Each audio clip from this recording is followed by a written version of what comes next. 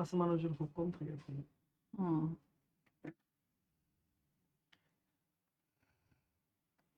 Start. Last life বলতে কেমন মানুষ? আসসালামু আলাইকুম সবাইকে, আশা করি সবাই ভালো আছো। আমরা চলে আসলাম, এখন বলবা যে কমার্সের ক্লাসে আমি কি করি, এটা কি? আমি ক্লাস নিব না। আহ, তুমি তোমাদের মানিক ভাইয়া তোমরা দেখছো যে আমাদের মিশন এফবিএস এর জন্য আমাদের কিছু ফাউন্ডেশন উইকের মতন আমাদের কিছু ক্লাস চলতেছে। তো আজকে সেই যে আমাদের যে উইক চলতেছে সেইটার জন্য আজকে আমাদের ক্লাস হচ্ছে কি মার্কেটিং। এখন আমাদের মার্কেটিং এর জন্য এই বছর আমরা নতুন টিচার আমরা অ্যাড করছি।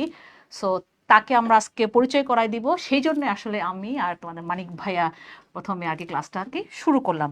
তোমরা একটু ক্লাসটাকে একটু শেয়ার করে দাও, তারপর আমরা আমাদের এই ক্লাসটা কে নিবে, আমিও নিব না, তোদের মানিক ভাইয়া নিবে না, আমাদের নিবে তোমাদের সবার প্রিয় ফারজানা আপু। ঠিক আছে? সো আমরা কি ডেকে দিব ফারজানাকে? হ্যাঁ, ডেকে নিই আমরা, আসলে হ্যাঁ, এটা আজকে আমাদের সেটা ফ্লোর আজকে না। ফারজানার ডে। হ্যাঁ, কারণ আমি বলতেছিলাম যে আমি কমার্সের কিছুই পারি না। হ্যাঁ, আমাকে আমি যদি বলি এটা মজার কথা যে বুয়েটে আমাদের কিছু মানে সায়েন্স সাবজেক্ট বাদ দিয়ে আর্টস বা কমার্সের Nomination সাবজেক্ট করছে। নিতে হয় আর কি।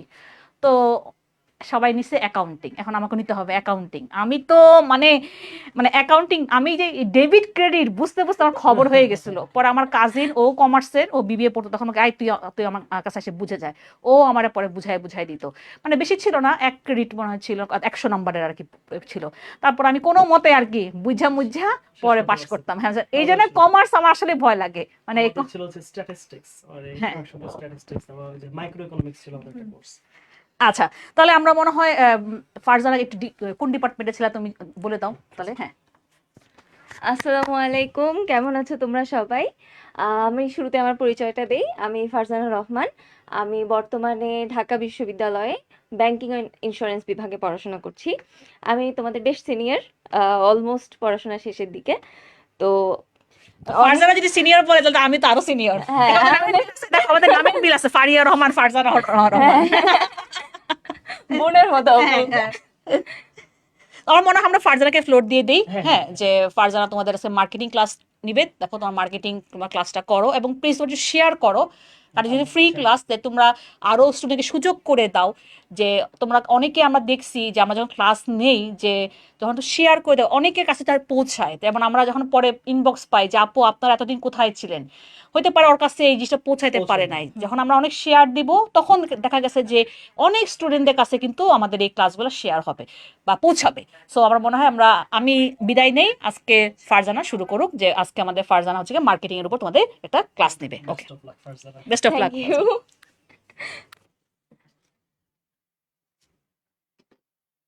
আচ্ছা, তো কি অবস্থা তোমাদের সবার?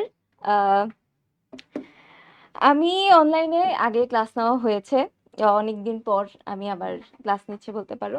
অনেকদিনও হয়নি, আচ্ছা, বাট হ্যাঁ। আহ, আপু ভাইয়াদের তো যেমন বললো তোমরা তোমাদের ফ্রেন্ডদের সাথে শেয়ার করো, তাহলে হচ্ছে তোমার ফ্রেন্ডরাও দেখতে পারবে। কারণ আসলে সত্যি কথা বলতে কি, অফলাইনের যেই কোর্সগুলোর একটা খুব বড় সীমাবদ্ধতা বলতে পারো, সেটা হচ্ছে আমার মনে হয় অনেক বেশি প্রাইসি হয়।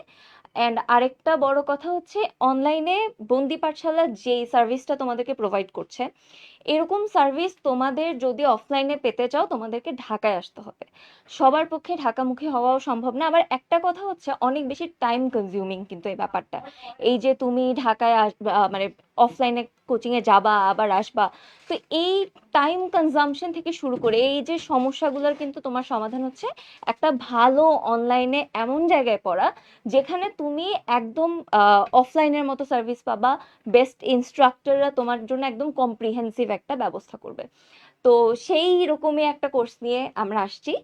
এখন শুরুতেই তোমাদেরকে, যেহেতু আমাদের অ্যাডমিশন আসলে জার্নির শুরুটা আমরা করি কোয়েশ্চেন ব্যাংক সলভ দিয়ে। কেন? কারণ আমাদের জানতে হবে যে আমি আসলে কতটুকু জানি, আমি কতটুকু পারি, এবং আমার আরো কি কি জানার বাকি। এইটা তুমি তখনই বুঝতে পারবা যখন তুমি আসলে কোয়েশ্চেন ব্যাংকগুলো সলভ করবা। বিগত বছরের প্রশ্নগুলোকে তুমি আহ ঘেটে ঘেটে দেখবা যে আসলে আহ কি কি কোয়েশ্চেন ছিল।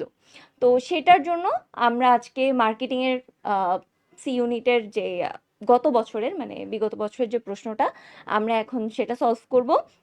তো আবার তোমরা হচ্ছে সবার সবাই ফ্রেন্ডদের সাথে শেয়ার করো, যাতে সবাই হচ্ছে গিয়ে জানতে পারে। তোমরা সবাই মিলে হচ্ছে ফ্রেন্ডরা মিলে কম্পিটিশনের মতো করে ব্যাপারটায় এনগেজ করো, সবাই অ্যান্সার করো। আহ, তাহলে ধরো আমি প্রশ্নগুলো যখন দিব, তোমরা তোমাদের মতো করে, আমি চাবো যে তোমরা কম্পিটিশনের মতো করে নিজের সাথে নিজে কম্পিট করতেছো এমন একটা ব্যাপার করে তোমরা হচ্ছে প্রত্যেকটা কোয়েশ্চেন যখন আমি দেখাবো তোমরা অ্যান্সার দিবো। অফকোর্স আমি প্রত্যেকটা কোয়েশ্চেন অ্যানালাইসিস করব, বাট তোমরা পরে জানতে পারবা যে তোমরা আসলে কতটুকু সঠিক উত্তর দিচ্ছ, অ্যান্ড কেউ তোমাদেরকে জাজ করবে না, ডোন্ট ওয়ারি। তো আমি তাহলে কোয়েশ্চেন শুরু করি। আচ্ছা, কয়েকজন সালাম দিয়েছো, ওয়ালাইকুম আসসালাম। আমরা তাহলে কোয়েশ্চেন শুরু করি। আজকে আমরা মার্কেটিং এর এই যে কোয়েশ্চেন অ্যানালাইসিসটা এটা শুরু করি, সি ইউনিট 2025 অ্যান্ড 26। তো প্রথম প্রশ্ন আমরা যেটা দেখতেছি সেটা হচ্ছে উৎপাদন ব্যবস্থাপনায় লিড টাইম বলতে কি বোঝায়। আচ্ছা, এখন লিড টাইম বলতে যেটা বোঝায়, তোমার একটা পণ্যের একদম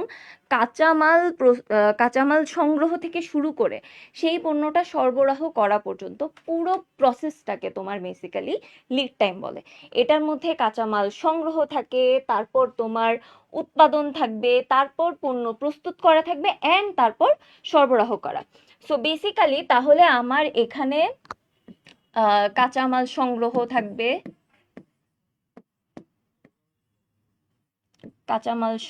থাকবে, তারপর তোমার থাকবে উৎপাদন করা, তারপর থাকবে পণ্য প্রস্তুত করা,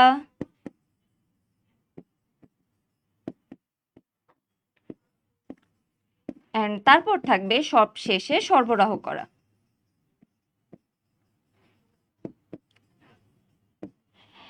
এখন এটা যখন আমরা দেখি তাহলে এই অপশনগুলোর মধ্যে কোনটা হচ্ছে এই প্রসেসটাকে সবচেয়ে ভালো ডিফাইন করে। তোমার প্রথমে আসছে উৎপাদন পরিকল্পনার জন্য সময় নেওয়া।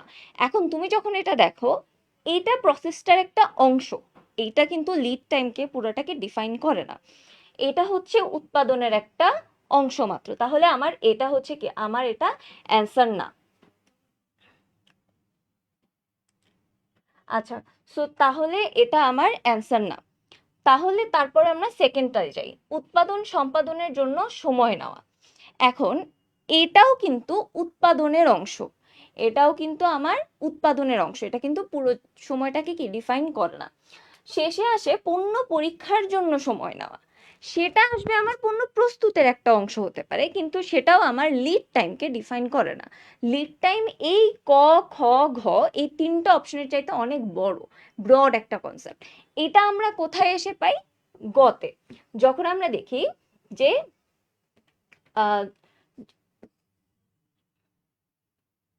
সরি, আচ্ছা আচ্ছা, এটা আমরা এসে দেখি গতে, যখন আমরা দেখছি কাঁচামাল সংগ্রহ থেকে চূড়ান্ত পণ্য সরবরাহ পর্যন্ত সময় নেওয়া। তো যখন আমরা এই পুরো প্রসেসটাকে পাই, এটাকেই আমরা কি বুঝাবো? Lead time. সো আমার লিড টাইম তাহলে কোন অপশনে আসে? কাঁচামাল সংগ্রহ থেকে চূড়ান্ত সরবরাহ পর্যন্ত সময় নেওয়া। এখন তোমাদের মধ্যে তাহলে ফাহিম সর্দার অ্যান্সার দিয়েছে সি, ওর অ্যান্সার হয়েছে। নাবিলা আক্তার অ্যান্সার দিয়েছে গ। তোমাদের ওরা দুইজন কিন্তু তাহলে সঠিক উত্তর দিয়েছে, ওরা দুইজন কিন্তু তাহলে তোমাদের চেয়ে বেশি পারে বাকি যারা দেখছো। তো এবার আমরা সেকেন্ড কোয়েশ্চেনে যাই। উৎপাদন ব্যবস্থাপনার প্রেক্ষাপটে কাইজেন বলতে কি বোঝায়? এইটার উত্তর কি হতে পারে বলে তোমাদের ধারণা? প্রথম অপশন ক্রমাগত উন্নতি, সেকেন্ড অপশন সার্বিক মান ব্যবস্থাপনা, থার্ড অপশন যথাসময়ে উৎপাদন, এবং ফোর্থ অপশন লিন ম্যানুফ্যাকচারিং। এটার মধ্যে হচ্ছে কোনটা অপশন হতে পারে বলে তোমাদের ধারণা? সো প্রথমে যদি আমরা দেখি, কাইজেন হচ্ছে একটা জাপানিজ কনসেপ্ট। জাপানিজ এই কনসেপ্টটার অর্থই হচ্ছে ক্রমাগত উন্নতি। এখন সার্বিক মান ব্যবস্থাপনা মানে হচ্ছে টোটাল কোয়ালিটি ম্যানেজমেন্ট। সার্বিক মান ব্যবস্থাপনার আমরা যেই কনসেপ্টটা সেটা হচ্ছে কি, টোটাল কোয়ালিটি ম্যানেজমেন্ট, পুরো গুণগত মানটাকে নিশ্চিত করা। তারপর আসে যথাসময়ে উৎপাদন, সেটা হচ্ছে জাস্ট ইন টাইম, মানে যখন যতটুকু দরকার ততটুকু উৎপাদন করা, এটাকে বলে হচ্ছে আমাদের যথাসময়ে উৎপাদন বা জাস্ট, কিংবা আমরা এটাকে বলতে পারি জাস্ট ইন টাইম। তারপর আসে লিন ম্যানুফ্যাকচারিং। লিন ম্যানুফ্যাকচারিং এর মেইন লক্ষ্যটাই হচ্ছে তোমার অপচয় কমানো, এবং অপচয় কমানোর মধ্য দিয়ে হচ্ছে একটা বলতে পারো ভালো পরিপূর্ণ একটা আহ, উৎপাদন নিশ্চিত করা। সো তাহলে আমাদের লিন ম্যানুফ্যাকচারিং মানে হচ্ছে, মানে লক্ষ্য হচ্ছে অপচয় কমানো।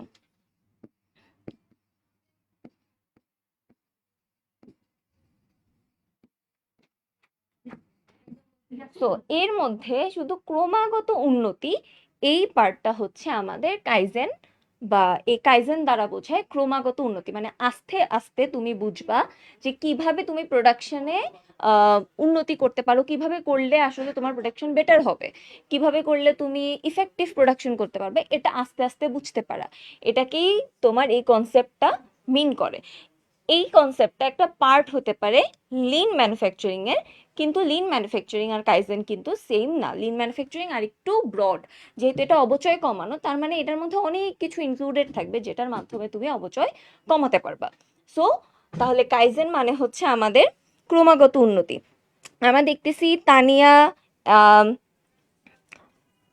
মিরাজ, এরা হচ্ছে রাইট অ্যান্সার দিয়েছে যে ক্রমাগত উন্নতি। তাহলে আমাদের এটার অপশন থাকতেছে, এটার অ্যান্সার হচ্ছে ক্রমাগত উন্নতি। আমরা পরের কোয়েশ্চেনে যাই। যারা যারা প্রত্যেকে আমি বলবো যে কোয়েশ্চেনের উত্তর দিবা, কেন উত্তর দিবা, কেন এটা দেওয়া ইম্পর্টেন্ট নিজের জন্য বলতে পারো, অ্যান্ড কেউ দেখতেছে না তুমি কি দিচ্ছ, তুমি ভুল করতেছো কিনা, কিন্তু প্রশ্নের উত্তর দেওয়াটা আমার মনে হয় পার্টিসিপেট করাটা ইম্পর্টেন্ট। পার্টিসিপেশন করলে তোমার নিজের মনে হবে একটা টাইমে যে তুমি প্রেজেন্ট ফিল করবা ক্লাসে। প্রেজেন্ট ফিল করাটা কিন্তু খুব ইম্পর্টেন্ট ক্লাসে। সো এবার আমরা দেখি থার্ড কোয়েশ্চেনটা আমাদের, কোন ধরনের বিজ্ঞাপনের লক্ষ্য গ্রাহকদেরকে এক ব্র্যান্ড থেকে অন্য কোনো ব্র্যান্ডে যেতে উৎসাহ প্রদান করা। বেসিক্যালি তোমাকে একটা ব্র্যান্ডের সাথে আমরা আরেকটা ব্র্যান্ডে কিভাবে নিয়ে আসতে পারি। আমি এ ব্র্যান্ডে জব করি, এখন আমার কাজ হচ্ছে বি ব্র্যান্ডের কাস্টমারদেরকে আমার ব্র্যান্ডের দিকে নিয়ে আসা, যে আমার ব্র্যান্ডটা বেশি ভালো। এটা কোন বিজ্ঞাপনের দ্বারা করা হয়? এখন দেখো, প্রথম কথা পণ্য বিজ্ঞাপন। পণ্য বিজ্ঞাপনের মাধ্যমে পণ্য সম্পর্কে জানানো হয়। নতুন একটা পণ্য যখন আমি বাজারে আনছি, আমি তখন সেটা সম্পর্কে গ্রাহকদেরকে জানাচ্ছি যে এই পণ্যটা কি, এই পণ্যের ফিচার্স কি কি, কি দিয়ে বানানো। ধরো একটা জুস আনা হলো, অরেঞ্জ জুস কিংবা অ্যাপেল জুস, সেটার ফ্লেভার্স কি, ওই টাইপের যে বিজ্ঞাপনগুলো থাকে, বিভিন্ন আমরা অ্যাডভার্টাইজমেন্ট দেখি, তাই না, সেটা অনলাইনে হোক, টিভিতেও দেখি। সো ওইখানে বেসিক্যালি প্রোডাক্টটাকে ডেমনস্ট্রেট করা হয় যে কি প্রোডাক্ট আনা হচ্ছে। তারপর আসে তোমার প্রাতিষ্ঠানিক বিজ্ঞাপন। প্রাতিষ্ঠানিক বিজ্ঞাপন হচ্ছে একটা কোম্পানির ইমেজকে দেখানো হয়, যে এই কোম্পানি সম্পর্কে আমাদেরকে জানানো হচ্ছে, সেটা অ্যাডের মাধ্যমে হোক, সেটা ফেসবুক মার্কেটিং এর মাধ্যমে হোক, আমাদের কোম্পানি সম্পর্কে ওই অ্যাডের মধ্যে আসলে কোম্পানি নিয়ে বলা থাকে, not about product, not about একটার সাথে আরেকটার কম্প্যারিজন। তারপর গেল হচ্ছে সচেতনতামূলক বিজ্ঞাপন। এটা তোমার প্রোডাক্ট নিয়ে হতে পারে, এটা তোমার বিভিন্ন সোশ্যাল বিজ্ঞাপন হতে পারে, যেমন আমরা ছোটবেলায় বিটিভিতে বিজ্ঞাপন দেখতাম, যক্ষা ভালো হয়, কিংবা আহ, বাল্যবিবাহ রোধ করার জন্য। তো এই টাইপের যে বিজ্ঞাপনগুলা, সেগুলো পরে হচ্ছে তোমার সচেতনতামূলক বিজ্ঞাপনের মধ্যে। দেন সবার শেষে আসে তুলনামূলক বিজ্ঞাপন। তুলনামূলক বিজ্ঞাপন মানে একটা কোম্পানির সাথে আরেকটা কোম্পানি, বা একটা প্রোডাক্টের সাথে আরেকটা প্রোডাক্টের একটা কম্প্যারিজন দেখানো, যে ওই কোম্পানির প্রোডাক্টের চেয়ে আমাদের কোম্পানির প্রোডাক্ট বেটার, বা ওই কোম্পানির চেয়ে আমাদের কোম্পানি বেটার। এটা আমরা কই দেখতে পারি? আমরা স্যামসাং আর অ্যাপেলের মধ্যে একটা কনস্ট্যান্ট এরকম অ্যাডভার্টাইজমেন্ট দেখতে পারি, তোমরা ইউটিউবে গেলে এখনো পাবা। যেমন স্যামসাং অ্যাপেলকে একটু অ্যাপেলকে একটু ইগো কোনোভাবে ডিমিন করে হচ্ছে গিয়ে একটু অ্যাড বানায়, আবার অ্যাপল সেম কাজ করে, ক্রিটিসাইজ করে অ্যাড বানায়। সো ওরা একটা ব্র্যান্ড আরেকটা ব্র্যান্ডকে ক্রিটিসাইজ করে অ্যাড বানায়। সেম গোজ উইথ পেপসি আর কোকা কোলা, একজন আরেকজনকে ক্রিটিসাইজ করে অ্যাড বানায়। এরকম অনেক অ্যাড তোমরা ইউটিউবে পাবা। সো এই অ্যাডগুলা মেইনলি দেখায় যে ওর ব্র্যান্ডের চেয়ে আমার ব্র্যান্ড ভালো। সো ওইটাই কিন্তু আমাদের প্রশ্নে জিজ্ঞেস করেছে যে কোন ধরনের বিজ্ঞাপনের লক্ষ্য গ্রাহকদেরকে এক ব্র্যান্ড থেকে আরেক ব্র্যান্ডে তোমার নিয়ে আসবে, তাদেরকে যেতে উৎসাহিত করবে। তাইলে আমার উত্তর কি হয়? তুলনামূলক বিজ্ঞাপন। তোমার, হ্যাঁ, এখানে উত্তর দিয়েছে হচ্ছে ফাইম, জ্যোতি উত্তর দিয়েছে। তো ওদের উত্তর এক্স্যাক্টলি রাইট, যে কোনটা অ্যান্সার হবে আমাদের তাহলে তুলনামূলক বিজ্ঞাপন, যে আমরা একটার সাথে আরেকটার কম্প্যারিজন করব, কম্প্যারিজন করে আমরা দেখাবো। অ্যাগেন কম্প্যারিজন করার সময় আবার ইনসাল্ট করা যাবে না। সো ওই কম্প্যারিজনটা এমনভাবে করা হয় যে সুন্দর করে ক্রিটিসাইজ করে যে আমার ব্র্যান্ড বেটার, এটা হচ্ছে একটু সামহাউ ডেমনস্ট্রেট করা হয় আর্টিস্টিক ভাবে। তো গেল। দেন আমরা তাহলে পরের প্রশ্নে আসি। পরের প্রশ্ন হচ্ছে বাজারজাতকরণের কোন কাজটি তৃতীয় পক্ষ দ্বারা করা হয়? এইখানে প্রশ্নের উত্তর হবে কি বলে তোমাদের মনে হয়? বলো কি হতে পারে এটার উত্তর? সো এটার উত্তর হবে হচ্ছে প্রচার। প্রচার কেন? প্রচার মানে হচ্ছে বেসিক্যালি আমার প্রোডাক্ট সম্পর্কে আমি জানাবো, আমার ব্র্যান্ড সম্পর্কে আমি জানাবো। এই প্রচারের মধ্যে কিন্তু অনেক কিছু আসে, বিজ্ঞাপন আসবে, তারপর প্রোডাক্ট সম্পর্কে যত মার্কেটিং করা যায় সব কিছুই কিন্তু আমার কি প্রচারের মধ্যে ইনক্লুডেড থাকবে। সো বিজ্ঞাপন ইন আ সেন্স আসলে উত্তর, কিন্তু বিজ্ঞাপনটা কিন্তু প্রচারের মধ্যে আসলে ইনক্লুডেড, প্রচারের মধ্যে কিন্তু বিজ্ঞাপনটা ইনক্লুডেড। সো তুমি যখন বৃহত্তর চিন্তা করতে যাবা, তোমাকে যখন এই দুইটা অপশনই দেওয়া থাকবে, তখন ওরা আসলে ডিমান্ড করতেছে যে তুমি বুঝতেছো কিনা টোটাল এই ব্যাপারটা দ্বারা কি বোঝায়। তো তুমি যখন তৃতীয় পক্ষ দ্বারা হিসাব করবে, তোমার প্রচারের মধ্যে বিজ্ঞাপনও ইনক্লুডেড। সো তোমার এই প্রশ্নের উত্তর তাহলে কি হয়? তৃতীয় পক্ষ দ্বারা করা হবে প্রচার। সেটা আমার প্রোডাক্ট মার্কেটিং হোক, ব্র্যান্ড মার্কেটিং হোক, আমরা সবকিছু কি করতে পারি? প্রচারের মাধ্যমে করতে পারি। জনসংযোগ হোক, সামহাও মানুষের কাছে পৌঁছানো, এই সবকিছু আমরা কি করতে পারি? প্রচারের মাধ্যমে আমরা করতে পারি। এই প্রচারের কাজটা পুরোপুরি বিভিন্ন অ্যাডভার্টাইজমেন্ট কোম্পানি থাকে, ওদের হাতে দিয়ে দেওয়া হয়। সো অ্যাডভার্টাইজমেন্ট কোম্পানির দ্বারা আমরা এই প্রচারের কাজটা করতে পারি। এই প্রশ্নের রাইট অ্যান্সার দিছে হচ্ছে তোমার রুবায়েত, লোলাত, জ্যোতি, ফাইম। তারপরের প্রশ্নে যাই তাহলে আমরা। 5 নাম্বার, নিচের কোনটি জাতীয় আয়ের পরিমাপক? আচ্ছা, সো জাতীয় আয়ের পরিমাপক বেসিক্যালি 3 ভাবে জাতীয় আয়কে আমরা পরিমাপ করি, 3টা পদ্ধতি। প্রথম পদ্ধতি হচ্ছে উৎপাদন পদ্ধতি। প্রথমে উৎপাদন পদ্ধতি, তারপর আসে আয় পদ্ধতি, এন্ড তৃতীয়তে আসে ব্যয় পদ্ধতি। এখন এখানে তাহলে আমাদের উত্তর কোনটা আছে? আমাদের উত্তর উৎপাদন। সো জাতীয় আয়ের পরিমাপক কোনটা? তাহলে উৎপাদন। এখানে যদি আমার আয় থাকতো তাহলে আমরা আয়কে উত্তর বলতাম, যদি ব্যয় থাকতো তাহলে আমরা ব্যয়কে উত্তর বলতাম। যেহেতু আমাদের উৎপাদন আছে, সো উৎপাদন উত্তর। বাকিগুলো আমাদের জাতীয় আয়ের পরিমাপকের মধ্যে পড়ে না। এরপর আচ্ছা, এই প্রশ্নের উত্তর কি আচ্ছা, এই প্রশ্নের উত্তর কি হতে পারে? আচ্ছা, 5C, ফাইম। অ্যাগেন ফাইম খুব কনস্ট্যান্টলি অ্যান্সার করতেছে, এন্ড ওর অ্যান্সারগুলো আসলে ঠিকঠাকও হচ্ছে। সো এই যে লোলা তো মাহমুদও অ্যান্সার করলো। সো তোমাদের অ্যান্সার করতে হবে। অ্যান্সার করলে তোমরা বুঝতে পারবা তোমরা কম্পিটিশনে কোথায় স্ট্যান্ড করো। নিজেও অ্যান্সার করবা, ফ্রেন্ডদেরকেও অ্যান্সার করাবা। কারণ অ্যাডমিশনে আসলে একটা জিনিস আমার খুব বেশি মনে হয়, সেটা হচ্ছে অ্যাডমিশন, আমরা এইচএসসি পর্যন্ত এই যে বোর্ড এক্সামগুলো দেই, এগুলো আসলে তুমি নিজের সাথে নিজের কম্পিটিশন চলতেছে। কেউ কিন্তু তোমার জিপিএ 5 নিয়ে যেতে পারবে না।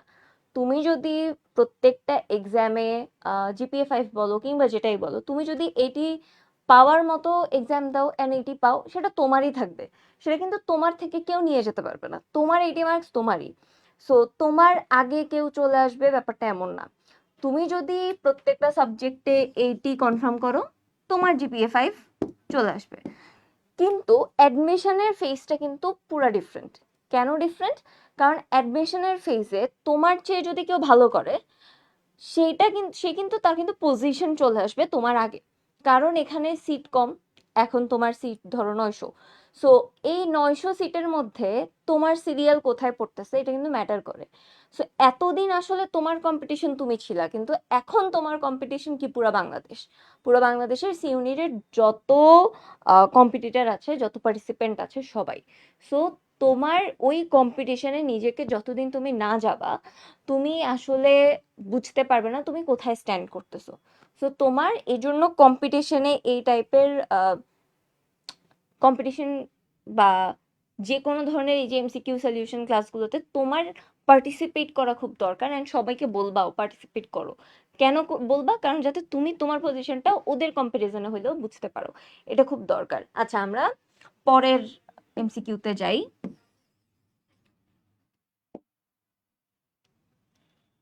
আচ্ছা, তো আমাদের 6 কোয়েশ্চেন হচ্ছে, পণ্যের জীবনচক্রের কোন পর্যায়ে বিক্রি সর্বোচ্চ থাকে? এখন পণ্যের জীবনচক্রটা কিরকম হয় আমরা একটু দেখি। সো পণ্যের জীবনচক্রটা তোমার শুরু হয় ধরো এই জায়গা থেকে। পণ্যটা প্রথমে এই যে 0 থেকে শুরু হলো, তারপর আমার গ্রোথ হতে থাকলো। আচ্ছা দাঁড়াও একটু,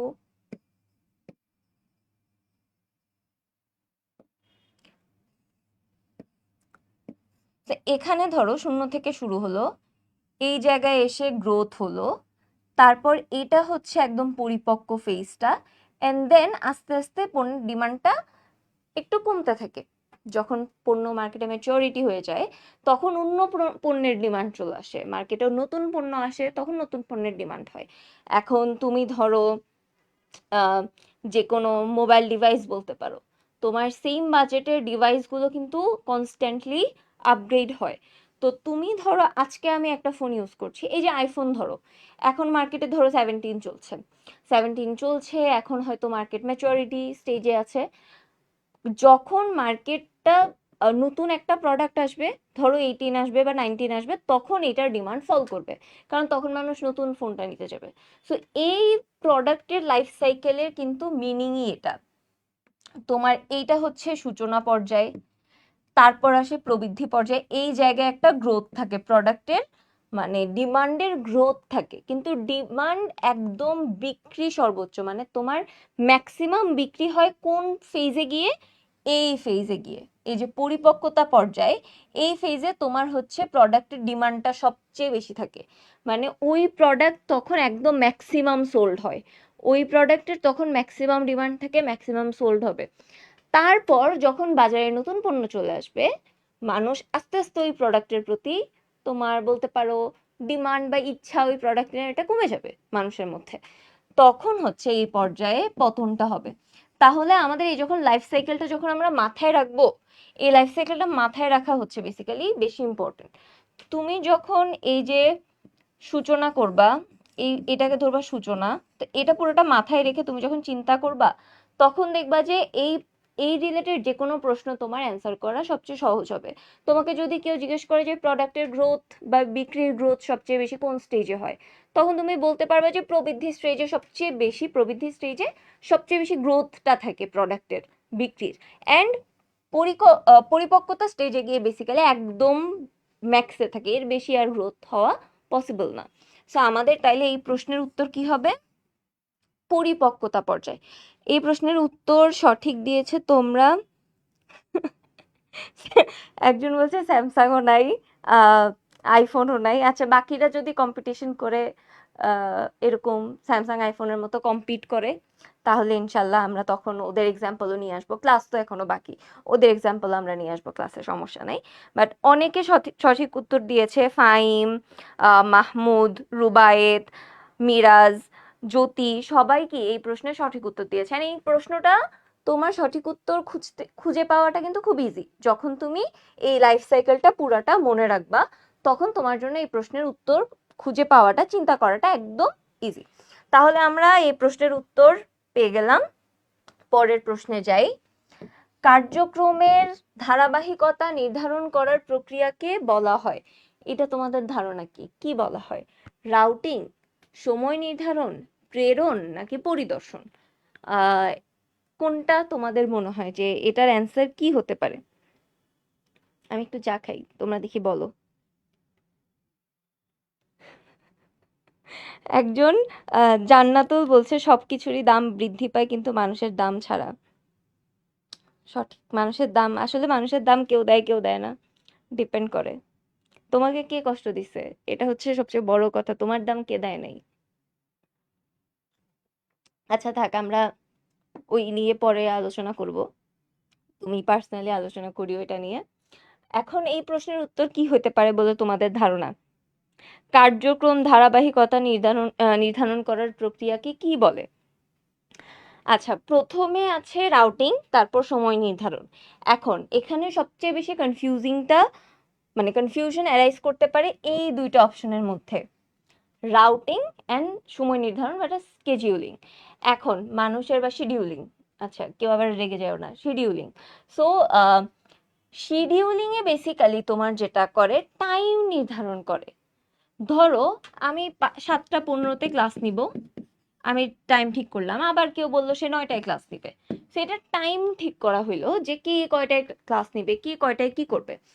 এটা হচ্ছে টাইম নির্ধারণ করা। বা তুমি রুটিন করলা, তুমি নিজে রুটিন করে পড়তে বসলা, তুমি 7টা বাজে একটা সাবজেক্ট শুরু করবা, 7টা বাজে ধরো অ্যাকাউন্টিং শুরু করবা, তুমি অ্যাকাউন্টিং 1.5 ঘন্টা পড়বা, তারপর তুমি ধরো 8:30 বা 5 মিনিট গ্যাপ নিয়ে 8:35-এ ধরো তুমি মার্কেটিং পড়বা, আবার মার্কেটিং তুমি 1 ঘন্টা পড়বা। তো এই যে টাইমটা শিডিউল ঠিক করছো তুমি, এটাকে বলে শিডিউলিং। কিন্তু রাউটিং মানে বোঝায় কোনটার পর কোনটা করবা। এই যে তুমি ঠিক করলা যে 7টায় অ্যাকাউন্টিং পড়বা, তারপর যে তুমি ঠিক করলা 8:35-এ শিডিউল করছো কি পড়বা, কোনটার পর কোনটা পড়বা। এখন তুমি যে ঠিক করলা এই যে তুমি মার্কেটিং পড়বা, যে এইটা হচ্ছে বেসিক্যালি তোমার রাউটিং, কিংবা ঠিক করা যে কোনটার পর কোনটা কাজ করা হবে। তারপর ধরো তুমি ঠিক করলা তুমি ম্যানেজমেন্ট পড়বা, এই যে একটার পর একটা তুমি ডিসাইড করলা না, সরি, তুমি যে একটার পর একটা ডিসাইড করলা যে তুমি কি পড়বা, এইটাকে বলে হচ্ছে তোমার রাউটিং। প্রথমত শিডিউলিং মানে হচ্ছে টাইম ডিসাইড করা, এটার টাইম এতটাই, এটার টাইম এতটাই। আর রাউটিং মানে হচ্ছে কোন কাজের পর কোন কাজ করা হবে, এইটাকে বলা হয় রাউটিং। তাহলে আমাদের এই প্রশ্নের উত্তর যে কার্যক্রমের ধারাবাহিকতা নির্ধারণ, ধারাবাহিকভাবে কোনটার পর কোনটা করা হবে, এতে কোনটা করা হবে, বিতে কোনটা করা হবে, সিতে কোনটা করা হবে, এটা নির্ধারণ করার প্রক্রিয়াকে বলা হয় হচ্ছে রাউটিং। তাহলে সময় নির্ধারণ কিংবা বাকি অপশনগুলো আমাদের থাকে না। সো গেল। এটার উত্তর কে কে দিল? আচ্ছা, এটার উত্তর শুধু দুজন পারতা, জ্যোতি অ্যান্ড ফাইম, ওরা দুজন এই প্রশ্নের উত্তর দিতে পারছে। আচ্ছা, একজন লিখলো সায়েন্সের স্টুডেন্ট, তারপরও 2টা রাইট অ্যান্সার দিলাম আপু, কেমন? Very good, very very very good. হ্যাঁ, ধারাবাহিকতা রাখবে। মিরাজ কিন্তু খুব ভালো করছে, দেখো সায়েন্সের স্টুডেন্ট, ও যদি পেরে যায় তাহলে এবার তোমাদের বুঝতে হবে কম্পিটিশনে তোমার স্ট্যান্ড কোথায়। তো কম্পিট করতে হবে, কম্পিট না করলে তুমি নিজের পজিশন বুঝতে পারবে না। ও সায়েন্সে থেকে তোমার অলরেডি এই সাবজেক্ট ওর পড়াও নাই, অলরেডি 3টার উত্তর দিয়ে ফেলছে, এখন বাকিটা তুমি বুঝে নাও নিজে নিজে।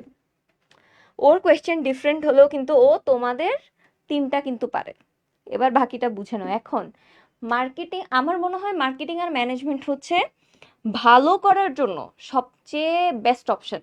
কেন বেস্ট অপশন? কারণ এখানে তোমার যেই থিওরি বেসড কোয়েশ্চেন, মানে এমসিকিউটা আমাদের পুরোটা থিওরি বেস। সো আমরা যদি থিওরির কনসেপ্টগুলো একদম তোমার আত্মস্থ থাকে, যেমন এই যে প্রোডাক্ট লাইফ সাইকেল পুরোটা তোমার মাথায়, কোনটা দ্বারা কি বোঝায়, সবগুলো যদি তোমার মাথায় একদম রেডি থাকে, তখন আসলে তোমার চিন্তাই করতে হবে না অ্যান্সার করার সময়। অ্যান্ড আমি নিজের এক্সপিরিয়েন্স থেকে যদি বলি, আমার এই থিওরি বেস সাবজেক্টে আমার ম্যানেজমেন্টেই তোমার ফুল মার্কস ছিল, একদম 12টায় 12টা। সো আমার ওখানে কোনো মার্কস কাটাই যায় নাই। এখন তুমি চিন্তা করো, তোমার মার্কেটিং অ্যান্ড ম্যানেজমেন্ট দুইটা সাবজেক্ট থেকে যদি তুমি 12 কনফার্ম করে ফেলতে পারো, তাহলে তুমি নিজে চিন্তা করো তোমার টোটালে আসলে কতখানি এগিয়ে যাবা। কিন্তু এটা মাথায় রাখা খুব ইম্পর্টেন্ট, কারণ 0.5ও অনেক গ্যাপ, মানে গ্যাপ ক্রিয়েট করে। এটা যদি তুমি চাও তোমার ইমিডিয়েট যারা সিনিয়র ওদের থেকে জিজ্ঞেস করতে পারো যে কতখানি এটা মানে ফ্যাক্ট করে যখন তুমি আসলে পজিশন দেখবা যে 0.25-এর জন্য সে তোমার চাইতে কত ভালো ডিপার্টমেন্ট পাচ্ছে, কিংবা 0.25-এর জন্য যে সে টিকেই যাচ্ছে কিন্তু তুমি কল পাচ্ছ না। সো এই টাইপের সব ধরনের সিনারিও থেকে বেঁচে থাকতে এটা মেনটেন করতে হবে যে প্রত্যেকটা যাতে আমার প্রশ্নের উত্তর সঠিক হয়। অ্যান্ড তোমাদের এই প্রশ্নের উত্তর সঠিক করার জন্য অফকোর্স আমরা টিচার্সরা থাকবো, অ্যান্ড আমরা যারা আছি প্রত্যেকেই ডিউর, অ্যান্ড আমরা ট্রাই করব যাতে তোমরা বেস্ট সার্ভিসটা পাও।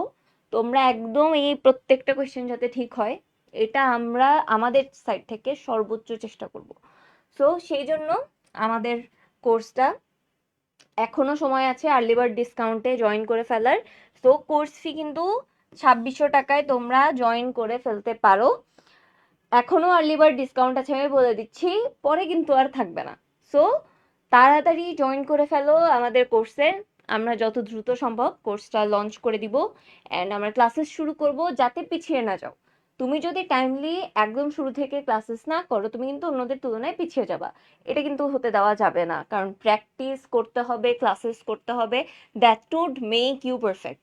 সো এই জন্য আমাদের কোর্সে তাড়াতাড়ি এনরোল হয়ে যাও। তো আমরা এখন এই কোয়েশ্চেনটা দেখি, নিচের কোনটি ব্যষ্টিক বাজারজাতকরণ পরিবেশের উপাদান? সো আমরা যখন পরিবেশের উপাদান নিয়ে চিন্তা করি, সেখানে আমরা বাজারজাতকরণ পরিবেশের মধ্যে আমাদের মুখ্য উপাদানে কিন্তু আসে কি? ক্রেতা। বাজারজাতকরণ বা মার্কেটিং জিনিস আসলে কাদের জন্য করা হয়? তুমি চিন্তা করো, এই যে অ্যাড দেয়া হয়, যে ফেসবুক মার্কেটিং এ এখন যেটা অনেক বেশি ফেমাস, ফেসবুক মার্কেটিং, তোমার কি মনে হয় এটা কাদের জন্য করা হয়? আমাদের জন্য, তাই না? যে আমরা যাতে প্রোডাক্টটা কিনি, সেটা যে কোনো প্রোডাক্টই বলো না কেন, সেটা ফুড বলো, গ্যাজেটস বলো, যেটাই বলো, এই যে এত এত ইনফ্লুয়েন্সার মার্কেটিং হচ্ছে, এগুলা কেন হচ্ছে? কারণ তোমার এই বাজারজাতকরণে আসলে তোমার ইয়াটা খুব বেশি দরকার। বাজারজাতকরণ যখন আমরা চিন্তা করি, তখন আমরা বাজারজাতকরণ করি হচ্ছে ক্রেতাদের জন্য। ক্রেতারাই আমাদের কি মূল কাস্টমার। আচ্ছা,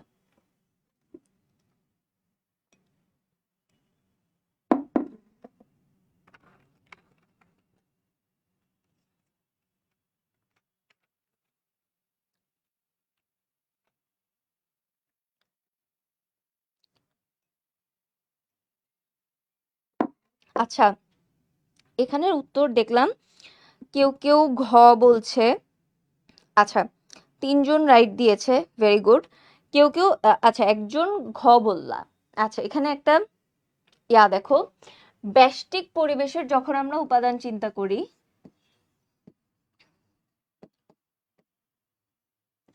ব্যষ্টিকের উপাদানে আসে আমার শুরুতেই ক্রেতা,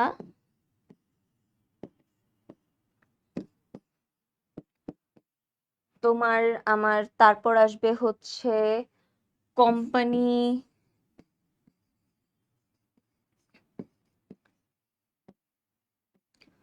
তারপর আসবে তোমার প্রতিযোগী বা কম্পিটিশন যারা, ওরা। তো আমাদের যদি এই অপশনগুলো থাকতো, তাহলে আমরা ওগুলোকে ব্যষ্টিক পরিবেশের উপাদান বলতে পারতাম। বাট তুমি যখন অন্য মানে রাজনৈতিক বা সামাজিক কাঠামোর দিকে চলে যাও, ওগুলো আসলে সামষ্টিক পরিবেশের উপাদান, ওগুলো কিন্তু ব্যষ্টিক পরিবেশের উপাদান না। তাহলে অপশন আসলে এখানে হতে পারে ইদার ব্যষ্টিক। পরিবেশটাকে আমরা দুই ভাগে ভাগ করে, যখন একটা হচ্ছে ব্যষ্টিক, একটা হচ্ছে তোমার সামষ্টিক। অ্যান্ড সামষ্টিকের মধ্যেই বেসিক্যালি আমাদের কি থাকে, এই যে বাকি ব্রডার কনসেপ্ট থাকে, ইউনিট কনসেপ্টগুলো আসে কোথায়? ব্যষ্টিকের মধ্যে। সো ব্যষ্টিকের মধ্যে আসলে তাহলে আমার কে কে আসে? ক্রেতা আসে, কোম্পানি আসে, প্রতিযোগীরা আসে, এইসব মানে জনগোষ্ঠী আসতে পারে একটা। সো এইসব জিনিসপত্র আমরা কিসে? ব্যষ্টিকের মধ্যে আলোচনা করি। তাই যখন আমার প্রশ্ন আসে যে ব্যষ্টিক বাজারজাতকরণের পরিবেশে বাজারজাতকরণ পরিবেশের উপাদান কোনটি, তাহলে প্রথমেই আমার একদম এক কথায় আমরা ক্রেতা খুঁজবো শুরুতে। ক্রেতা না পেলে তখন আমরা অপশনের মধ্যে কোম্পানি খুঁজবো, প্রতিযোগী খুঁজবো, জনগোষ্ঠী খুঁজবো। তো এখানে আমার প্রশ্নের উত্তর ছিল ক্রেতা। তাহলে হ্যাঁ দেখো, এই যে মিরাজ বলতেছে এত সহজ আপু, মার্কেটিং সবই তো ইজি কোয়েশ্চেন। আসলে মার্কেটিং ম্যানেজমেন্ট এই সাবজেক্টগুলো তুমি যখন কনসেপ্ট বুঝে যাবা তখন they are very easy to understand. তুমি যখন বুঝে যাবা প্রশ্ন উত্তর করা খুব সোজা। তোমার বুঝতে হবে, কনসেপ্ট বোঝাটা খুব ইম্পর্টেন্ট। এজন্যই আমরা আছি যে তোমাদেরকে এই কনসেপ্টটা একদম ক্লিয়ার করে দেওয়ার জন্য, যাতে তোমরা ওই যে ফুল মার্কটা ওখানে নিশ্চিত করতে পারো, যাতে তোমার অন্য কোথাও মার্ক কাটা গেলে এটা নিয়ে এত প্যারা খেতে না হয় বা টেনশন করতে না হয়। সো এই তো, এবার আমরা তাহলে পরের কোয়েশ্চেনে যাই। মূলধন গঠনের শেষ পর্যায় কোনটি? এটা খুব ইজি প্রশ্ন, একদম ইজি প্রশ্ন। এটার উত্তর দাও দেখি কি হবে। মূলধন গঠনের শেষ পর্যায় কোনটি? একদম সহজ প্রশ্ন, একদম বেসিক কনসেপ্ট। দেখি, আমি একটু চা খাই।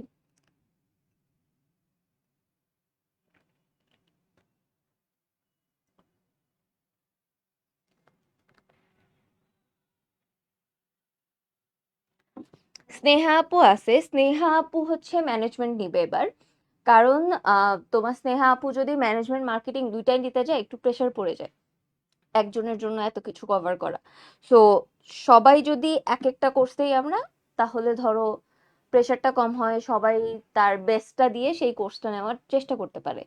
আর দেখো সবাই এখন আমরা সবাই স্টুডেন্টস, আমাদেরও নিজেদের পড়াশোনা সবকিছু মেনটেন করে দুইটা কোর্স নেওয়া ইজ ভেরি ডিফিকাল্ট।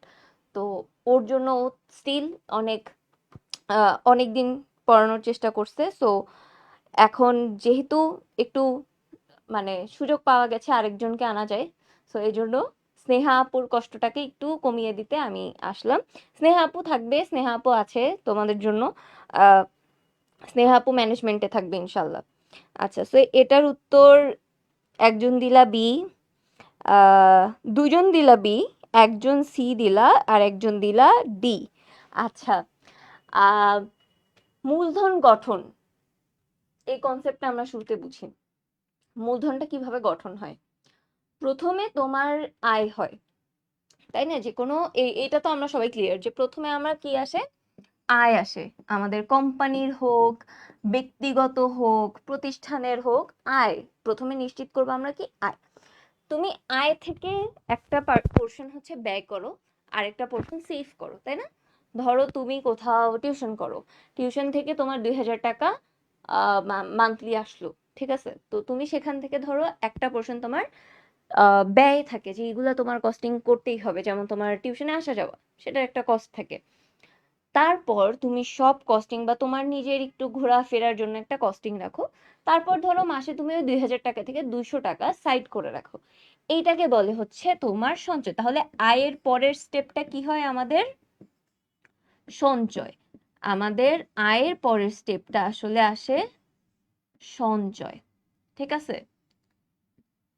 এখন দেখো, আয়ের পরের স্টেপ, তাইলে আমরা আয় করলাম, সেখান থেকে ব্যয় করলাম, একটা পোর্শন সেভ করলাম। এখন দেখো তোমার সঞ্চয় 200 টাকা, আমার সঞ্চয় ধরো 300 টাকা, আর অন্য কারো সঞ্চয় হতো 500 টাকা। তো এই সবগুলো যে সঞ্চয় থাকে, এইগুলো তো তোমার 200 টাকা 500 টাকা দিয়ে তো আমি কিছু ইনভেস্ট করতে পারবো না, আমি শেয়ার কিনতে পারবো না, কোনো বড় প্রোডাকশন নামাইতে পারবো না। তো আমি কি করতে পারি? এই যে ছোট ছোট সঞ্চয়গুলো থাকে, এই ইউনিট বি ইউনিট, আমাদের সবার যেই যে সঞ্চয়গুলো থাকবে, সেগুলোকে আমরা হচ্ছে কি করব, সংগ্রহ করব পরের স্টেপে। তো আমরা কি করি তাহলে পরের স্টেপে? সঞ্চয় সংগ্রহ। আমরা সবার সঞ্চয় সংগ্রহ করব। এখন কোম্পানিরও কিন্তু সঞ্চয় আসতে পারে, যেমন কোম্পানির রিটেইন আর্নিংস বা সংরক্ষিত আয় থাকে। তো ওদের ওখানে একটা ওদেরটা ওদের জন্য সঞ্চয়, আমাদের জন্য আমাদের পার্সোনাল সেভিংসটা হচ্ছে সেভিং এর মধ্যে পড়ে। তো তুমি ধরো তোমার কাছে 1000 টাকা থাকলো, আবার আমার কাছে ধরো 1000 টাকা থাকলো। তা আমরা কি করলাম, এ কোম্পানি করলো কি, ওরা শেয়ার ছাড়লো বাজারে, তুমি একটা শেয়ার কিনলাম, আমি একটা শেয়ার কিনলাম, এরকম আরো অনেকগুলো শেয়ার কিনলো। এগুলো কিন্তু আমাদের সেভিংস, এগুলা কিন্তু কি আমাদের ছোট ছোট সঞ্চয়। তারপর এই শেয়ার কিনে, এই যে শেয়ার লঞ্চ করে ওরা কিন্তু আমাদের এই টাকাও নিল, ওদের নিজেদের যে রিটেইনড আর্নিংস বা সংরক্ষিত আয় ওইটাও ওদের কাছে থাকলো। সে এই সব টাকাগুলো মনে করো ওদের কাছে 1 কোটি হয়ে গেছে। ওদের কাছে এই টোটালটা করতে করতে সবকিছু মিলায় ওদের কাছে 1 কোটি টাকা হইলো। এন ওরা চিন্তা করলো এই 1 কোটি টাকা দিয়ে ওরা একটা নতুন প্রোডাকশন ফ্যাসিলিটি বানাবে, ওরা একটা নতুন প্রোডাক্ট বানাইতে পারে, বা প্রোডাক্টের কি বলবো, প্রোডাক্ট প্রোডাকশন বৃদ্ধি করতে পারে। একটা প্রোডাক্টের তো ডিমান্ড বাড়ে, সেটার সাথে প্রোডাকশন বাড়তে পারে, তো উৎপাদন বাড়াতে পারে ওই প্রোডাক্টের। তো ওইটার জন্য এই সঞ্চয় সংগ্রহটা করে। সঞ্চয় সংগ্রহ করার পরে একদম লাস্ট স্টেপ তাহলে কি আসে, একদম শেষে আসে হচ্ছে তোমার বিনিয়োগ। ওই টাকাটা ওরা প্রথমে সংগ্রহ করলো, প্রথমে আমরা আয় নিশ্চিত করলাম, সেটা কোম্পানি হোক পার্সন হোক, তারপর সেটা সঞ্চয় করলাম, আমি আমার মতো, কোম্পানির মতো, তুমি তোমার মতো। তারপর সেইটাকে একটা কোম্পানি বা কেউ একজন মিউচুয়াল ফান্ড থাকে, তারা সেই ছোট ছোট অ্যামাউন্টগুলোকে একত্র করলো, সেটা শেয়ারের মাধ্যমে হোক, তুমি মিউচুয়াল ফান্ডে গিয়ে ইনভেস্ট করো, যেভাবেই হোক। সঞ্চয় সংগ্রহ করার পর তারপর লাস্ট স্টেপ হচ্ছে বিনিয়োগ করা, সেটা নতুন প্রোডাক্ট হোক, ফ্যাসিলিটি হোক, যে কোনো কিছু হোক, সেটা কোম্পানি ডিসাইড করে ওদের মতো করে বিজনেসে ইনভেস্ট করে। সো আমাদের তাহলে শেষ পর্যায়ে কোনটা হয়, আমাদের তাহলে লাস্ট পর্যায়ে হয়ে হচ্ছে বিনিয়োগ না? সবার আচ্ছা, প্রথমে বিনিয়োগ হবে না আপু? না আপু, তুমি যেটা কনসেপ্টটা বলছো এটা হচ্ছে ইনভেস্টমেন্টের কনসেপ্ট থেকে তুমি আগে চিন্তা করছো যে বিনিয়োগ থেকে আয় হবে। এই কনসেপ্টটা পুরো আলাদা। তোমাকে বিনিয়োগ করার জন্য, মানে আমরা একদম বেসিক থেকে যদি চিন্তা করি, ধরো তুমি বিনিয়োগ করার জন্য তোমার টাকা নাই, ঠিক আছে, তুমি বিনিয়োগ করার জন্য তো আগে মূলধন লাগবে। সেই মূলধনটা কিভাবে গঠন করতেছো সেটা হচ্ছে বেসিক্যালি তোমার কথা। এখন বিনিয়োগ করা ছাড়াও কিন্তু আয় হয়। কিভাবে? জব করলে আয় হয় না? তোমার যদি আহ, আমি যে তোমাদের ক্লাস নিচ্ছি আমার ইনকাম হবে, তুমি টিউশন করলে তোমার ইনকাম হবে, ওটা কিন্তু বিনিয়োগ না, ওটা কিন্তু পার্সোনাল ইনকাম। সো পার্সোনাল ইনকামটা থেকে আমাদের ইনকাম হবে, তারপর আমরা সঞ্চয় করবো, এন্ড এভরিথিং। মূলধন থাকলে তারপর তুমি বিনিয়োগ করতে পারবা। তুমি সঞ্চয় সংগ্রহ না করে, মানে মূলধন যদি তুমি না বানাও, তাহলে তো তুমি সেটা বিনিয়োগ করতে পারবে না। তোমার বিনিয়োগ করার পূর্ব শর্ত হচ্ছে মূলধন থাকতে হবে। তো আয় থেকে তো আসলে মূলধন নাই, মানে আমরা ধরে নিচ্ছি আমাদের হাতে কোনো মূলধন নাই। তুমি মূলধনটা বানাচ্ছ, তাইলে তোমার লাস্ট স্টেপটা কি?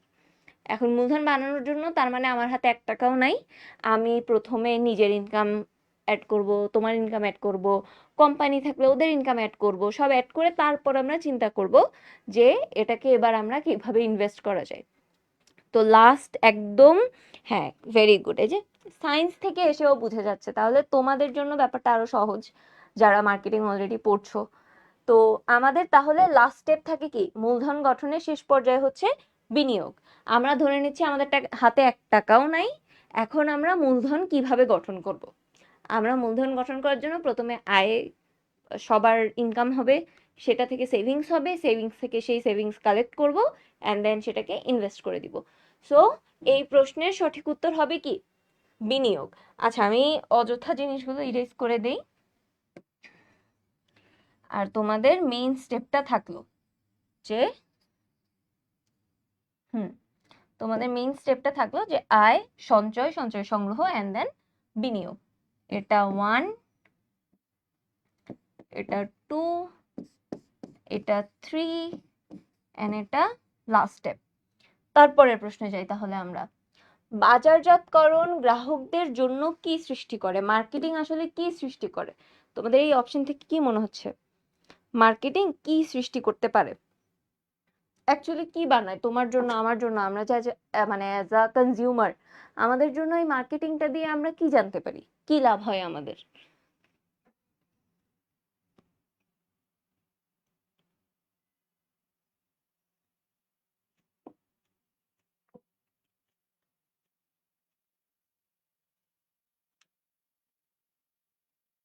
দেখে অ্যান্সার করো যারা আছো।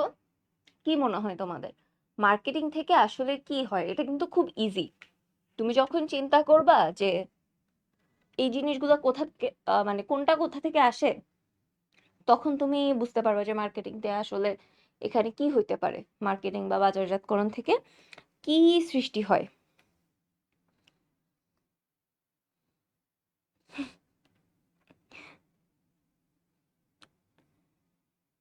আচ্ছা, 10 গ, রূপম বলল গ,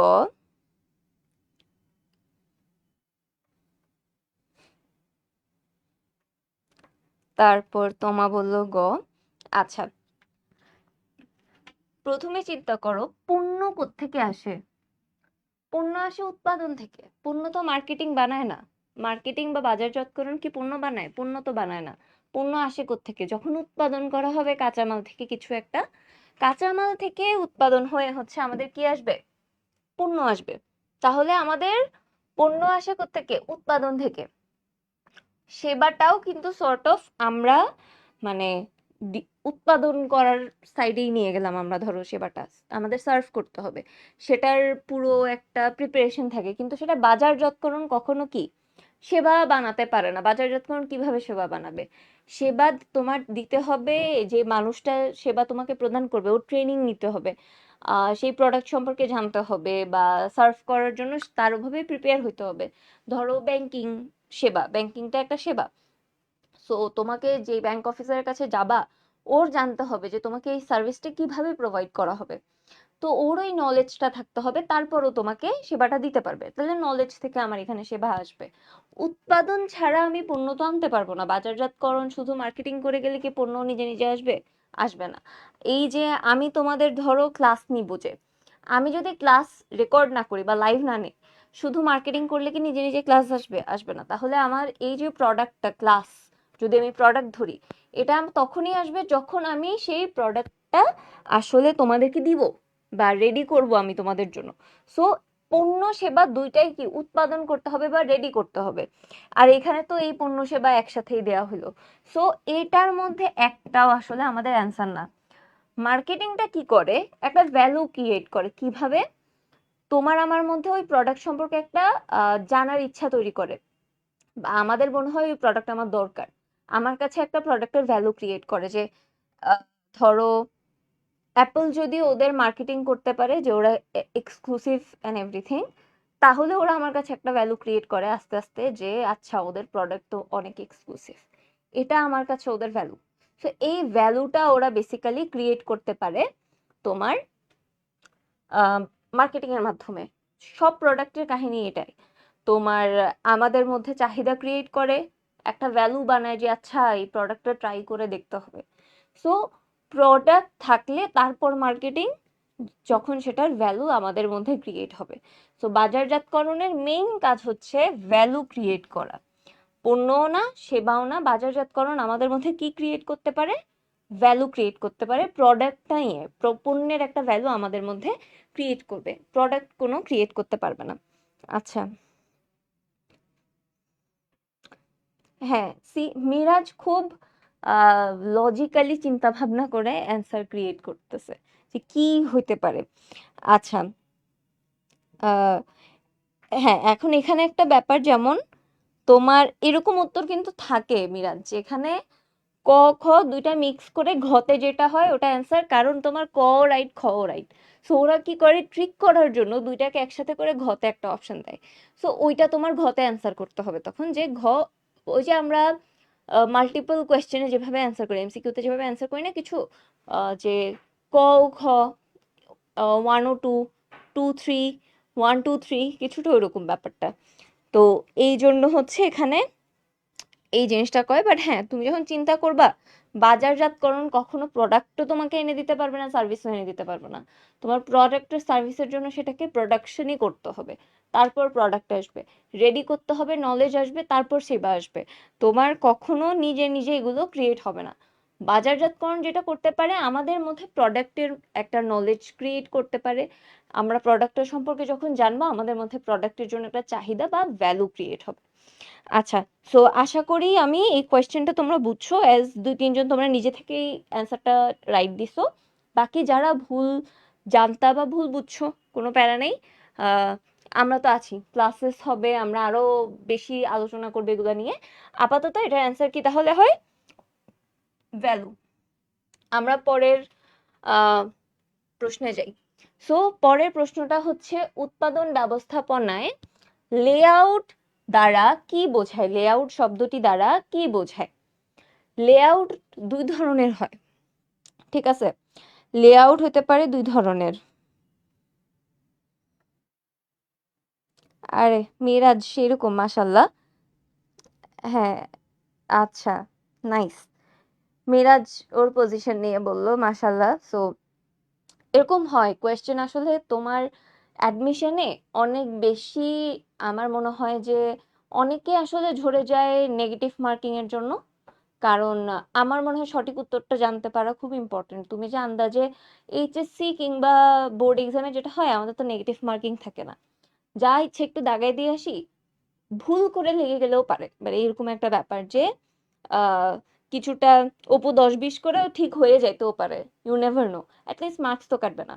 অ্যাডমিশনে নেগেটিভ মার্কিং এর জন্য যেটা হয়, তুমি যদি অ্যান্সার একটা ভুল দাও, ওইটার জন্য তুমি যেটা পারছো সেখান থেকেও তোমার 0.25 যাচ্ছে, মানে চলে যাচ্ছে। That is a loss when you think যে 0.25 এর জন্য কেউ তোমার চাইতে বেটার করে, আবার কেউ তোমার চাইতে খারাপ করে। সো পজিশন মেনটেন করতে অ্যাডমিশনে অনেক বেশি ইম্পর্টেন্ট হচ্ছে রাইট অ্যান্সারটা করা। রাইট অ্যান্সার করা অনেক বেশি ইম্পর্টেন্ট, শুধু অ্যান্সার করা ইম্পর্টেন্ট না, রাইট অ্যান্সার করা অ্যাডমিশনের সবচেয়ে বেশি ইম্পর্টেন্ট। কখনো এটা চিন্তা করবা না যে যতগুলো ইচ্ছা দাগাই দিয়ে আসি, যত ইচ্ছা সরি, মানে যত বেশি দাগাবো চান্সেস বেশি বাড়বে। নো, তুমি যখন ভুল অ্যান্সার বেশি দাগাবা, এমন ভাবে মার্কস কমবে, তোমার 1 মার্ক কমলেও সেটা তোমাকে তোমার পুরো স্বপ্ন থেকে দূরে নিয়ে যাবে। তুমি হয়তো ওই 1 মার্কের জন্য বা 0.25 এর জন্য তুমি ডিউতে চান্স পেলা না, বা কোনো পাবলিকে চান্স পেলা না, বা তোমার ড্রিম ইউনিভার্সিটি যেটাই হোক, সেটা যেখানেই হোক না কেন তুমি চান্স পেলা না, কজ এই নেগেটিভ মার্কিংটা অনেক বেশি ক্রুশিয়াল। আচ্ছা, সো লেআউট বেসিক্যালি দুই ধরনের হয়। আহ, প্রথমটা হচ্ছে অফিস লেআউট, সরি। আচ্ছা, আগে দেখি তোমরা কি কি অ্যান্সার করলা। হ্যাঁ, আচ্ছা, মাশাল্লাহ, এটার তো অ্যান্সার সবাই মোটামুটি একদম ঠিকঠাক, সবাই খ। এই যে মিরাজ কিন্তু তোমার কথার সাথে একদম, ও মানে ও আমি ওর পজিশন বলতেছি না, বাট মিরাজ কিন্তু বলে দিল যে নেগেটিভ মার্কিং এর জন্য পজিশন কত বেশি পিছাইতে পারে, কত বেশি। ওর প্রায় 4000 পজিশনের মতো পিছিয়ে গেছে just because of negative marking. এবার তুমি বুঝো, আমার নিজের চোখে দেখা 0.25 পেয়ে তোমার পজিশন এত বেশি, তোমার চাইতে বেশি থাকবে, তুমি চিন্তা করবা যে ইস 0.25, মানে এর বেশি কিছু আর বলার থাকে না তখন। তো এই কাজগুলো করা যাবে না, অনেক বেশি ইম্পর্টেন্ট হচ্ছে রাইট কোয়েশ্চেন জানা। সো আমাদের লেআউটের জন্য কি কি বোঝায়? লেআউট দ্বারা যে কোনটা কোথায় রাখা হবে, তাই না? একটা বেসিক্যালি ম্যাপ আমাদের জন্য, লেআউট বেসিক্যালি একটা ম্যাপ, যে এইখানে এ থাকবে, সরি, ধরো লেআউট দিয়ে বোঝায় যে এখানে এ থাকবে, এখানে বি থাকবে, এখানে সি থাকবে, এখানে ডি থাকবে, এখানে ই থাকবে, ঠিক আছে? সো এই লেআউট দ্বারা বোঝায় কোনটা কোথায় বসবে। এখন এখানে ওটার সাথে সবচেয়ে বেশি কোনটা যায়, পণ্যের মূল্য নির্ধারণ কিন্তু লেআউটের মধ্যে আসলে পড়ে না। তারপর আসে বিপণন কৌশল, গুণগত নিয়ন্ত্রণ, কোনোটাই আসলে লেআউট শব্দটার সাথেই আসলে যায় না। যখন আমরা লেআউট চিন্তা করি তাহলে আমার অপশন আসে আসলে যন্ত্র যন্ত্রপাতির অবস্থান নির্ধারণ, মানে কোন যন্ত্র কোথায় বসবে। তুমি যদি এটাকেই যন্ত্রপাতির ধরো ম্যাপ ধরে নাও, এটা ধরো অফিস ফ্লোর, এখানে এ যন্ত্র, এখানে বি সি ডি ই, কোনটার পর কোনটা, এই জিনিসটা পুরোটা ম্যাপ আউট করাই হচ্ছে লেআউট। সো এটার অ্যান্সার হবে তাহলে কি যন্ত্রপাতির আহ অবস্থান নির্ধারণ করা। আচ্ছা, মিরাজ বলল যে আপু বেস্ট ক্লাস লাগলো। এখন তোমার কাজ হচ্ছে সবাইকে বলা যে এসিপির ক্লাস বেস্ট, গিয়ে গিয়ে সবাইকে বলবা যে আমরা, মানে তোমরা এই কোর্সেই ভর্তি হবা, তুমি নিজেই সবাইকে জানাবা যে আপু এই ক্লাস করতেই হবে, এই ক্লাস করলে আমার সব কোয়েশ্চেন আমি নিজে পারি, মানে তোমরা তো আরো বেশি পারবা। এটা বলে বলে মিরাজের কাজ হচ্ছে এখন আরো অনেককে জানানো যে এখানে একটা কোর্স লঞ্চ হচ্ছে, বেস্ট কোর্স লঞ্চ হচ্ছে, বেস্ট কোর্স এভার। এবার তোমরা এটার মধ্যে মানে অ্যাডমিট হও, অ্যান্ড মানে একদম কম প্রাইসে। এই কম প্রাইসে তো জীবনে চিন্তাই করা যায় না অফলাইনে ক্লাস করা। সো বেস্ট অপশন কিন্তু এটা। আচ্ছা, একজন লিখলো শরীফুল ইসলাম 12টার বেশি কি এমসিকিউ থাকবে? না, 12টা করে এমসিকিউ থাকে। এমসিকিউ হচ্ছে ম্যানেজমেন্ট 12টা, মার্কেটিং 12টা, সব একদম 12টা 12টা করে, টোটাল 60টা এমসিকিউ থাকে। আচ্ছা, না, এক সাবজেক্টের জন্য 12টা করে, মানে একটা সাবজেক্টের 12টা করে এমসিকিউ থাকে প্রত্যেকটা সেশনে। মানে তুমি 25-26-এর কোয়েশ্চেন দেখো, 26 তার আগের কোয়েশ্চেন দেখো, প্রত্যেকটা সাবজেক্টের কত 12টা করে কোয়েশ্চেন বা 12 মার্ক করে থাকে, টোটাল 60 মার্কস থাকে। আচ্ছা, একজন লিখলো আপু এইচএসসি 2027, আপু বুঝতে পারতেছি, হ্যাঁ ক্লাসেস করো, ক্লাস করতেও তো প্রবলেম নাই, কারণ তোমার তো এগুলো জানতে হবে, পড়তেই হবে, তোমার বইও তো সেমই, সো পড়ো। পড়ো, পড়া তো ভালোই, জানলে তো ভালো, তুমি আগে থেকে প্রিপেয়ার তাইলে। আর এই জিনিসগুলো তো এইচএসসি তে আছেই, সো মানে তোমার জন্য তো হেল্পফুল হবেই। সো ক্লাসেস করো, 27 হও 26 হও, অ্যাডমিশন দাও, যেটাই করো, নতুন নতুন এইচএসসি তে মানে ইন্টারে ভর্তি হও, ক্লাসেস করো, তোমাদের জন্য তো বেটার। এখন আমরা তাহলে একদম লাস্টে যাই, আমাদের লাস্ট কোয়েশ্চেন, সেটা হচ্ছে নিচের কোনটি বাজারজাতকরণ গবেষণার ধাপ নয়? এটার অ্যান্সার দেখি, বলো। ম্যাম, ক্লাস কবে থেকে শুরু হবে আমাদের? একদম খুব দ্রুতই, তোমাদের যেহেতু এইচএসসিটা শেষ হয়েছে, আমরা এতদিন আসলে ওয়েট করেছি যাতে তোমাদের এইচএসসিটা তোমরা ঠান্ডা মাথায় শেষ করতে পারো। এটা কিন্তু মানে পরীক্ষার মধ্যে তো আসলে এগুলা প্রেশার দিয়ে লাভ নাই, বাট এখন তোমাদের যাতে টাইম ওয়েস্ট না হয়, আমরা যত দ্রুত সম্ভব রুটিন একদম পাবলিশ করে দিব, যাতে তোমরা যত দ্রুত সম্ভব ক্লাসেস করা শুরু করতে পারো। তো এখন মেইনলি এই জন্যই, তোমাদের জন্যই আমরা শুরু করলাম এই যে লাইভ ক্লাসগুলো দিয়ে, এমসিকিউ সলভ দিয়ে, যাতে তোমরা আগে জানতে পারো যে কি কি আসলে আসতে যাচ্ছে তোমাদের সামনে।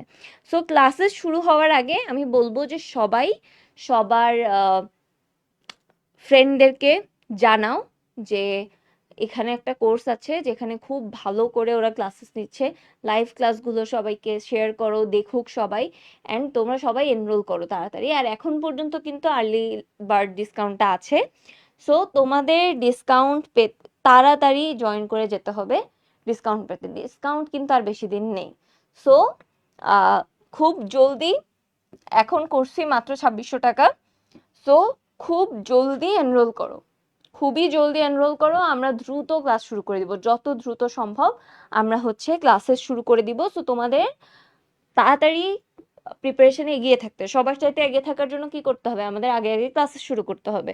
সো আমরা কিন্তু একদম রুটিন টুটিন রেডি করে পাবলিশ করে দিব, বই খাতা সবকিছু রেডি, আমাদের বই বুক রেডি, তোমরা দেখেছো আই গেস, গ্রুপে দেখতে পারো যে আমাদের বই, তোমাদের জন্য বই বানানো হয়ে গেছে, তোমাদের জন্য এমসিকিউ শিট বানানো হয়ে গেছে, জাস্ট তোমাদের কাছে ডেলিভার করা বাকি। সো তোমরা যত দ্রুত সার্ভিসটা নিবা, তোমরাই বেশি উপকৃত হবা। সো সবার কাছে আইসে যে দ্রুত এনরোল করো ক্লাসে, অ্যান্ড দ্রুত তোমরা ক্লাস শুরু করে দিবি, আমরাও তাহলে দ্রুত ক্লাস শুরু করে দিব। সো আমরা হচ্ছে বই কবে থেকে পাবো? এই তো ইনশাল্লাহ বই বানানো হয়ে গেছে, খুব দ্রুতই আমরা ডিসপ্যাচ করে দিব, একদম বই আসলো মাত্র গরম গরম কালকে, সো কাল কাল বা পরশু আসলো খুব সম্ভবত। সো আমরা কিন্তু বই ডিসপ্যাচ করে দিব, আসলো অফিসে, এখন আমরা ডিসপ্যাচ করার কাজ শুরু করব। আচ্ছা, সো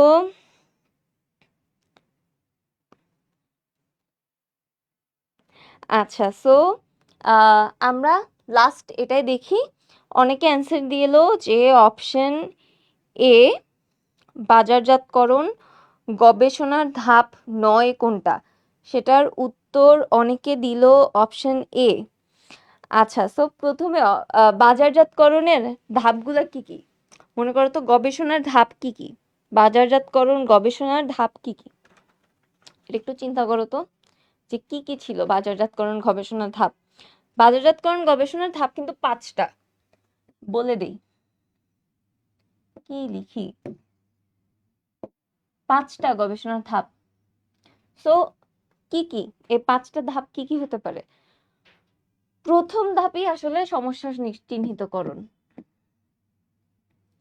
বাজারজাতকরণ, গবেষণার ধাপ, সমস্যা চিহ্নিতকরণ,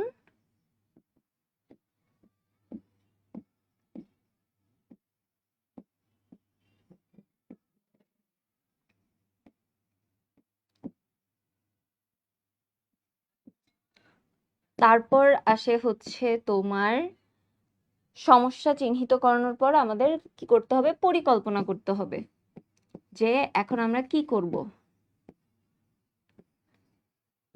মানে কোন কাজ কখন করব একটা ম্যাপ আউট করতে হবে। তারপর হচ্ছে তথ্য সংগ্রহ করতে হবে।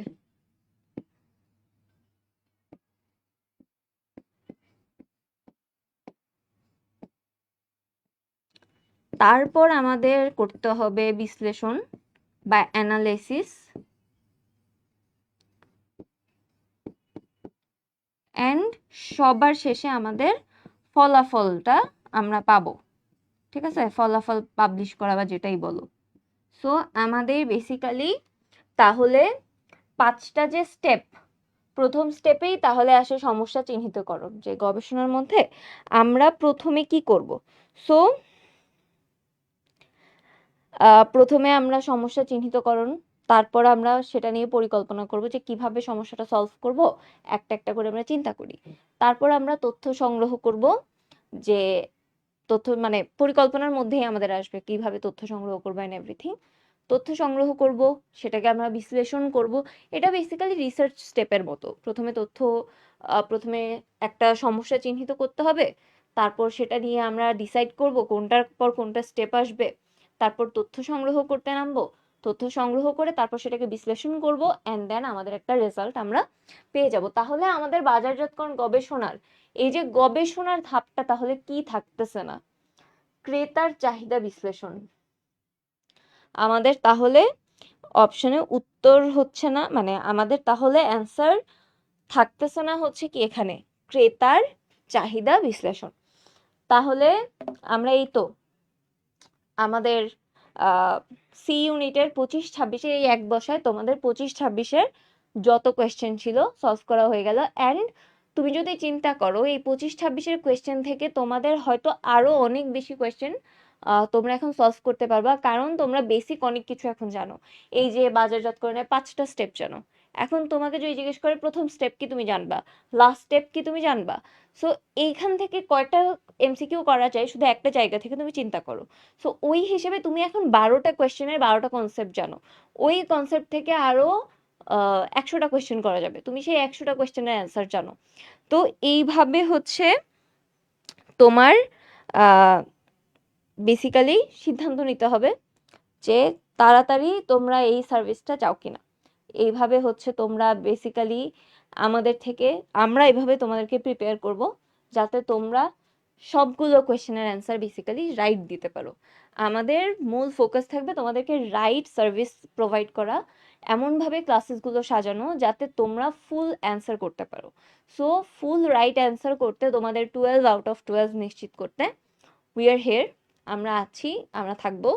সো আমাদের সাথে আমাদের এই সার্ভিসটা পাওয়ার জন্য, আমাদের থেকে বেস্ট ক্লাসেসগুলো পাওয়ার জন্য, এই 12তে 12 নিশ্চিত করতে তোমাদের তাহলে কি করতে হবে, তোমাদের তাহলে আমাদের কোর্সে এনরোল করে যেতে হবে একদম বেস্ট ওয়েতে সবকিছু শেখার জন্য। নিজেরা এনরোল করো, নিজেদের ফ্রেন্ডদেরকে বলো যে এখানে ক্লাস আছে, আসো আমরা একসাথে ভর্তি হই। যারা স্পেশালি ঢাকার বাইরে আছো, যারা ঢাকায়ও আছো, সবার জন্য, কারণ ঢাকার বাইরে যারা তাদের জন্য তো ঢাকায় এসে ডিউ টিচারদের কাছে পড়া অনেক টাফ। অ্যান্ড যারা ঢাকার ভেতরে আছো, কোচিং সেন্টারে যাওয়া আসার মধ্যে যে টাইমটা ওয়েস্ট হয় বা যে টাইমটা প্রয়োজন হয়, এত টাইম কনজিউমিং, ওয়েস্ট না বলি বাট এত টাইম কনজিউমিং, এর চাইতে বাসায় বসে পড়া, এই যে ফোকাসটা করা অনেক বেশি ইম্পর্টেন্ট। অ্যান্ড কোচিংয়ে গিয়েও যদি তুমি ফোকাস না দাও আসলে কোনো লাভ নাই। সো বেসিক্যালি এটা সম্পূর্ণ তোমার উপর, যে তোমার ফোকাস দিয়ে যদি তুমি আমাদের প্রত্যেকটা ক্লাস মনোযোগ দিয়ে করতে পারো, প্রত্যেকটা কোয়েশ্চেন ব্যাংক দেওয়া হবে, সেই কোয়েশ্চেন ব্যাংক যদি পুরোটা সলভ করতে পারো, আমরা নোট দিয়ে দিব, সবকিছু যদি প্রপারলি সলভ করতে পারো, তাহলে কিন্তু তোমার চান্স বা তোমার সিটটা নিশ্চিত করার দায়িত্ব আমাদের। তুমি যাতে সিটটা নিশ্চিত করতে পারো, 60-60 যাতে একদম রাইট অ্যান্সারগুলো তোমার মাথায় থাকে, সেটা নিশ্চিত করার দায়িত্ব আমাদের। সো সেটার জন্য সেই বেস্ট সার্ভিসটা পাওয়ার জন্য তোমাদের আমাদের এসিপির এই যে মিশন এফপিএস 2.0 তে ভর্তি হয়ে যেতে হবে।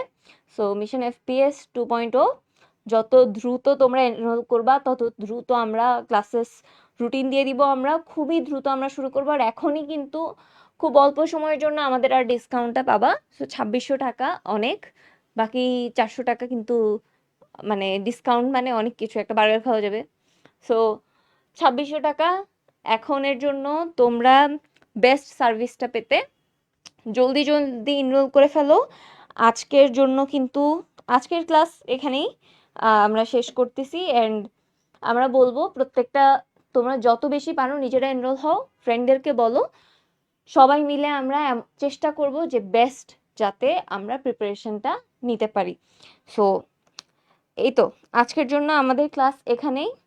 তোমাদের সবাইকে অসংখ্য ধন্যবাদ আমাদের সাথে জয়েন করার জন্য। আমি চাবো তোমরা আরো বেশি জয়েন করো এরকম লাইভ ক্লাসেসে, আমাদের লাইভ ক্লাসগুলো দেখো, অ্যান্সার করো, পার্টিসিপেট করো। অনেক বেশি পার্টিসিপেট করলে তখন তোমরা জানতে পারবে যে তোমাদের স্ট্যান্ডিংটা কোথায়। সো আজকের জন্য এটুকুই। আমি তাহলে সাইন অফ করি। আল্লাহ হাফেজ, সবাই ভালো থেকো, ইনশাআল্লাহ ক্লাসে দেখা হবে।